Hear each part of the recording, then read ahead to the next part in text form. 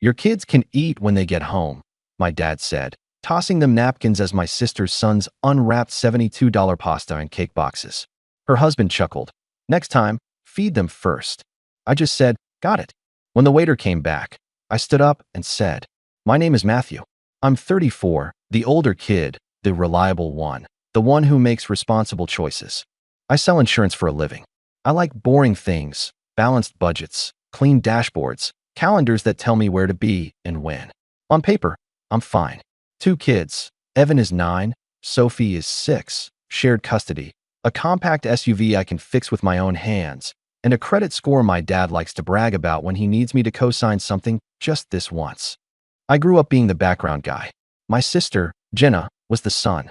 She's 2 years younger, prettier, louder, and somehow always in between jobs, while living in better apartments than mine. My parents, Carl and Marie, would act like she was a miracle for remembering to attend a dentist appointment. Me? If I didn't show up to fix the Wi-Fi, I was ungrateful. I used to tell myself it wasn't favoritism, just different expectations. Dad would say, you know your sister's not good with details, while handing me the bill. Mom would add, you're so organized, Maddie. You don't mind. I minded. I just swallowed it. It's dumb, but here's a memory that sticks. I'm 12, Jenna's 10. We're at a school fair. She wins a goldfish and drops the bag. I spend my allowance on a new bowl and food. That night, Dad pats my shoulder. You're a good brother. Jenna falls asleep with the bowl near her bed. Next morning, the fish is floating. Mom sighs at me for setting the bowl too close to the vent. The pattern never changed. If Jenna messed up, someone else should have planned better. Fast forward to last Saturday night, Dad's birthday. A sit-down place with white tablecloths and a menu that makes you Google half the words. He picked it because you only turn 61 once, which is true, but also because Jenna dropped hints like anvils. She wanted to post photos somewhere fancy. We took a big corner table. Me, my kids, my ex-wife Erin, were civil, my parents, Jenna, and her husband, Chuck. The waiter placed heavy water glasses. The room smelled like butter and wine. Get whatever, Dad said, flipping the menu. It's a celebration. I looked at the prices and did silent math. It's a reflex now. Sophie leaned into me. Can I have the pasta with the twirls? Pappardelle, I said. We'll see, kiddo.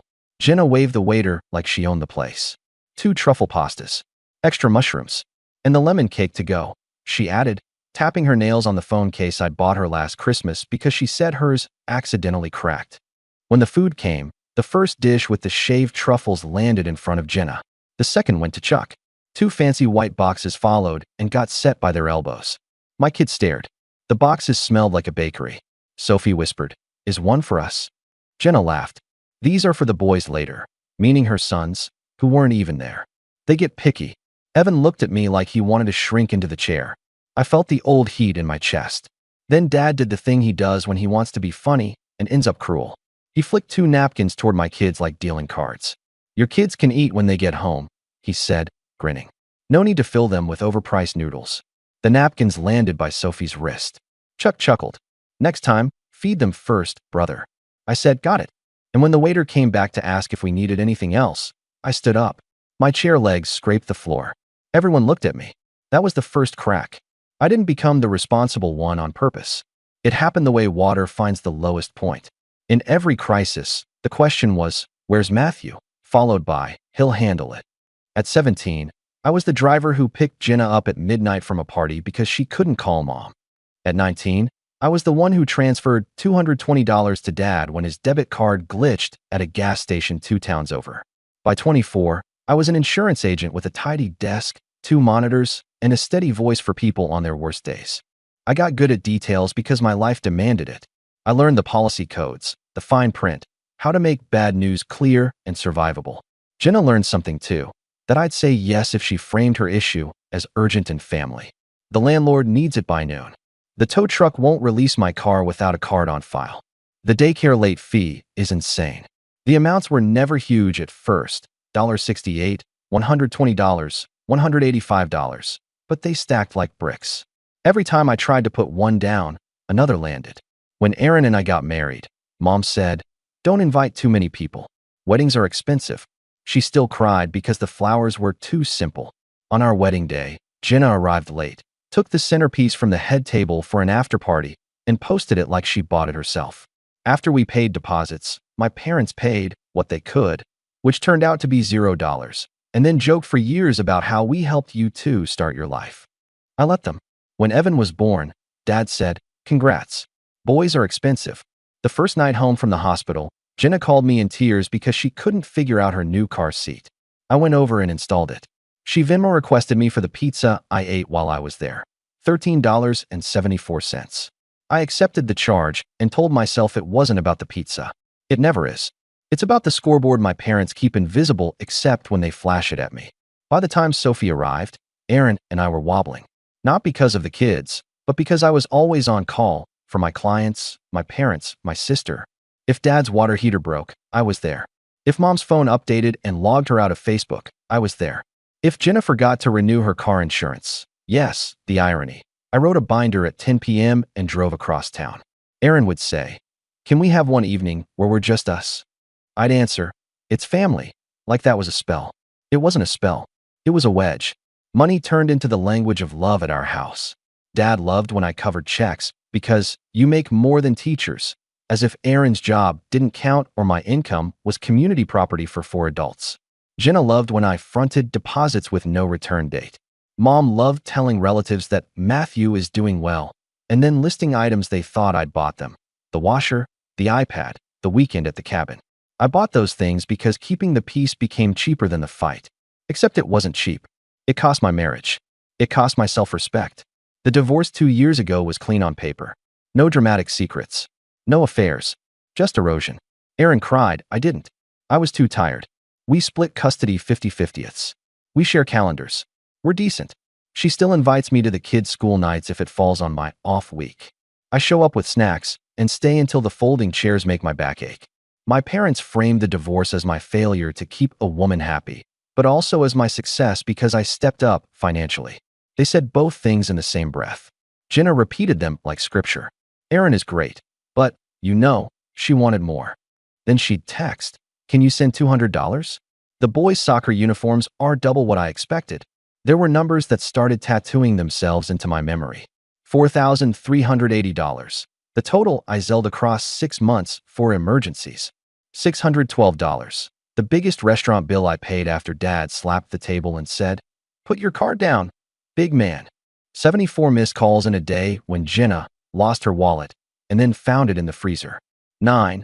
The age Evan was when he asked, "Do we always pay for Aunt Jenna?" I said, "No," but I didn't believe myself. The night before Dad's birthday dinner, Mom called with that warm voice she uses when she's about to volunteer me for something. "Baby, your father wants to feel special. He's turning 61, Mom. We'll show up. It's at La Belle. Very European." She stretched the word like taffy. "We'll do gifts later to keep costs down." "Okay," I said, already knowing I'd be the gift. Aaron texted me separately. "Is this the place with the $29 side salads?" "Yep. I'll bring granola bars for the kids." "Thank you." "Boundaries," she wrote. "Practice them." "I'll try." She sent a thumbs up, then a heart. At dinner, the scripts clicked into place. Dad told stories about his hustle in the 90s. Mom asked the waiter for the manager's discount, then laughed like it was a joke. Jenna made big eyes at the dessert case. Chuck grinned at everything. That grin of somebody who never pays and never thinks about who does. Then came the boxes. 2 neat white cardboard squares with gold string. $72 for truffle pasta and $10 a slice for lemon cake. To go. The waiter set them by Jenna and Chuck. My kids watched like kids do when sugar is within arm's reach. My stomach tightened because I could hear the gears turning. Dad likes to guide children's appetites by lecturing their parents. He looked at me. "Your kids can eat when they get home." The napkins flew. "Next time, feed them first," Chuck added. The table chuckled. Mom did the Matthew knows we're just joking face. Inside my head, a door clicked shut. It wasn't the price. It was the message, loud and clean. Your kids are less. Your needs come later. Your place is to provide, not to ask. I didn't argue. I didn't lash out. I did what I've trained myself to do for years. I observed the scene like a claim. Facts, timing, damage, coverage. I reminded myself to breathe. Then the waiter returned with the little leather book and a pen tucked like a toothpick. "Anything else right now?" he asked lightly. I stood up. "Yes." The table went quiet in that slow, embarrassed way when people sense a speech. I wasn't going to make a speech. I was going to make a boundary. Could we split checks by household? I asked the waiter. One for my parents. One for Jenna and Chuck. One for me and my kids. My voice was calm, almost boring. Jenna blinked fast. What? Dad laughed like I'd told a good one. Sit down, bud. You put your card down. We'll Venmo later. No, I said. We're going to split it now. Chuck smirked. Dude, don't be tacky. Aaron reached for Sophie's hand under the table. She didn't say anything. She didn't have to.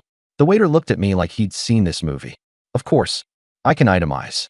Dad leaned back and crossed his arms. Since when? Since tonight, I said. Mom's smile tightened. Matthew, don't make a scene for your father's birthday. I'm not making a scene, I said. I'm making a choice. Jenna's eyes cut to the boxes beside her elbow. Are you serious right now? These are for the boys. I caught that, I said. They're hungry, she insisted. They're not here, I said, and I hated how steady my voice was, like I'd practiced it in the mirror. Maybe I had, in different words, for years. Dad drummed his fingers. Don't punish your sister for being prepared. Prepared, I said. She ordered $72 of pasta and boxed it while my kids were told to eat at home. That was a joke, Mom said quickly. Your father was teasing. Sophie looked up at me. Evan stared at his water like it could teleport him. The waiter cleared his throat. I can take cards now and work on the split. Here, Jenna said, shoving the leather book toward me. Just do it and send requests. You're better at that stuff. I didn't touch it. No. The word hung there. It wasn't loud. It was heavy. The kind of no that stops time because it doesn't need explanation. Dad leaned in, voice low. You're embarrassing your family. I leaned in the same amount, matched his tone. My family is these two, I said, nodding at my kids. And they're not an embarrassment. Chuck snorted. Drama. Chuck, Aaron said, her first word all night. Stop. He shrugged. Just saying. I turned back to the waiter. Can you also add 2 kids' pastas to our side? Plain. Butter. No truffle anything. Absolutely, he said. Dad slammed his palm lightly on the table. Not enough to make noise, just enough to declare authority. You don't tell us how to spend our money.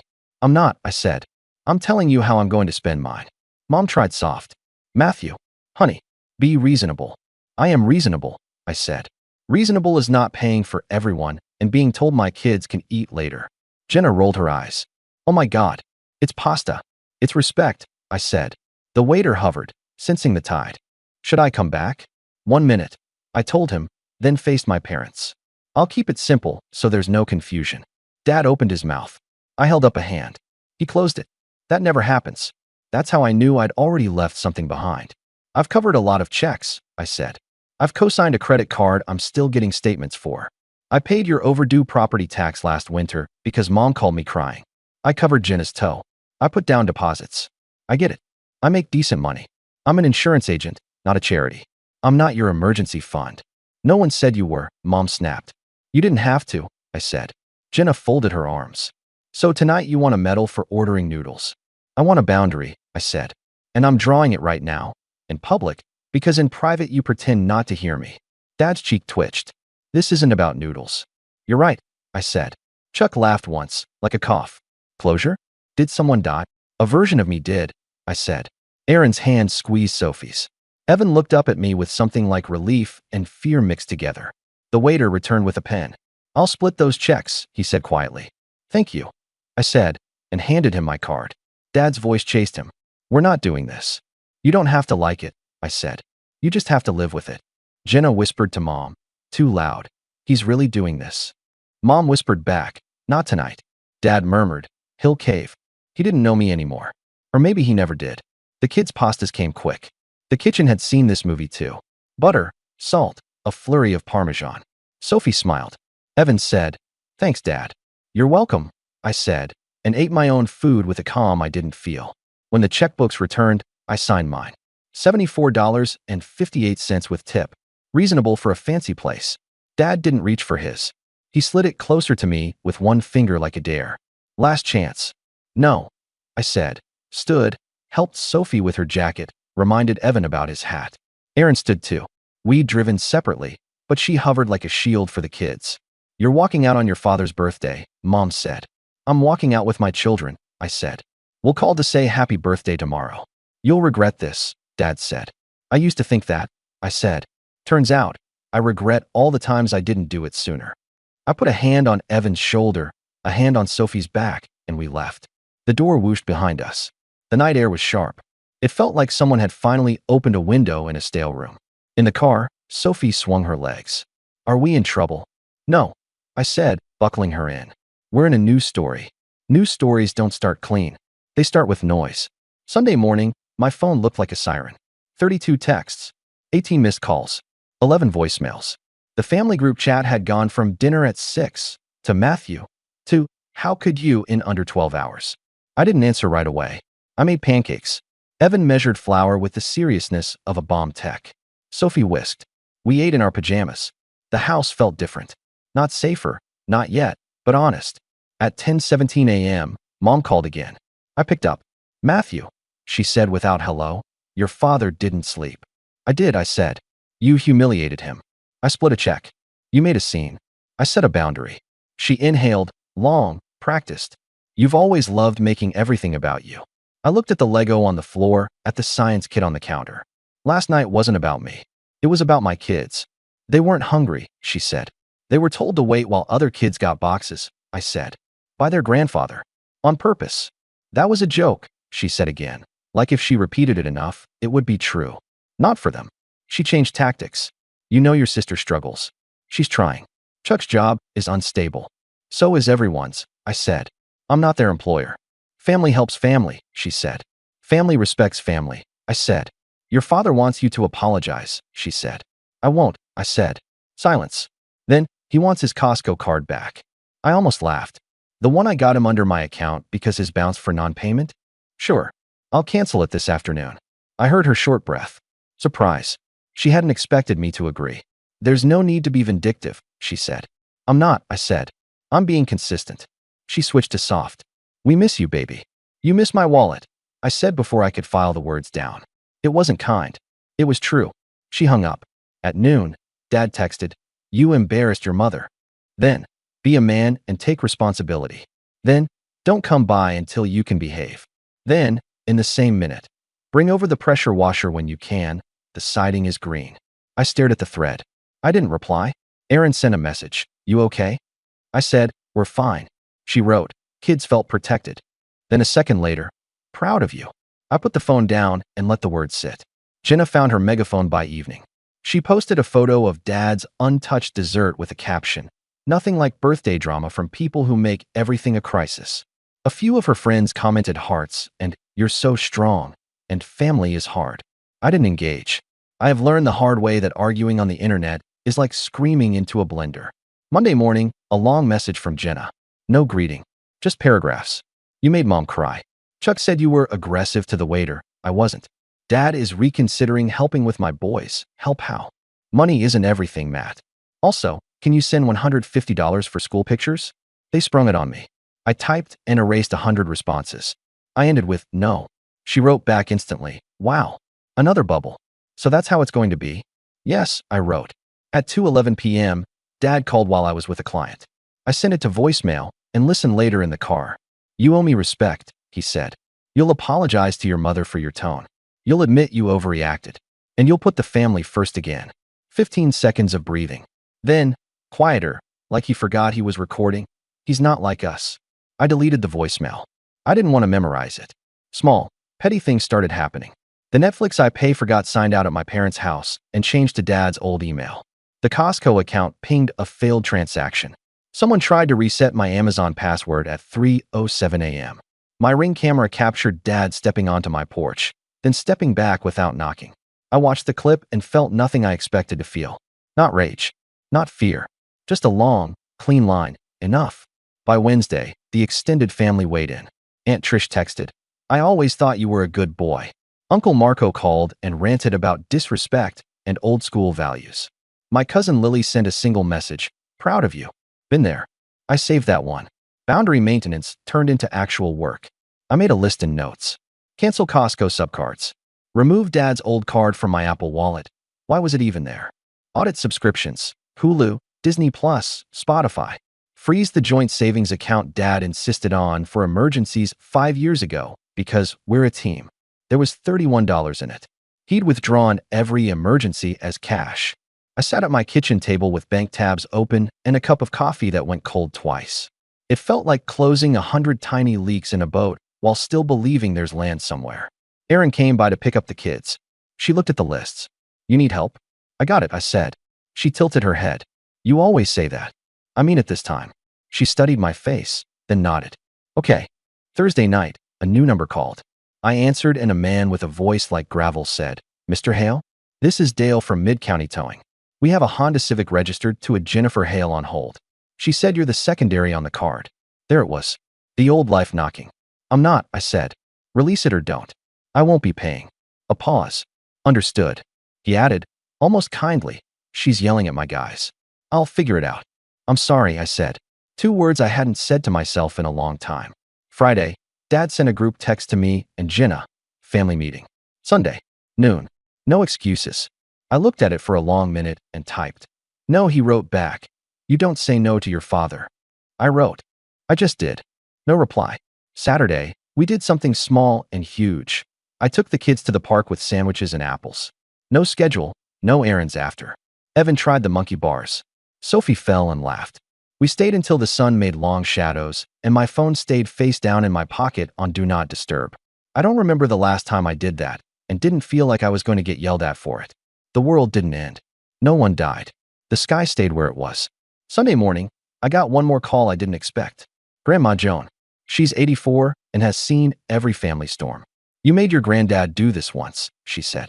He told his brothers no more borrowing tools they never returned. They called him selfish. He slept better after. I laughed. You always liked me better. I always saw you clearer, she said. Eat. Sleep. Keep going. Okay. Bring the kids for cookies later, she said. I'll tell you which cousins owe me money. We went. She did. It was oddly healing to hear debts said out loud with a smile.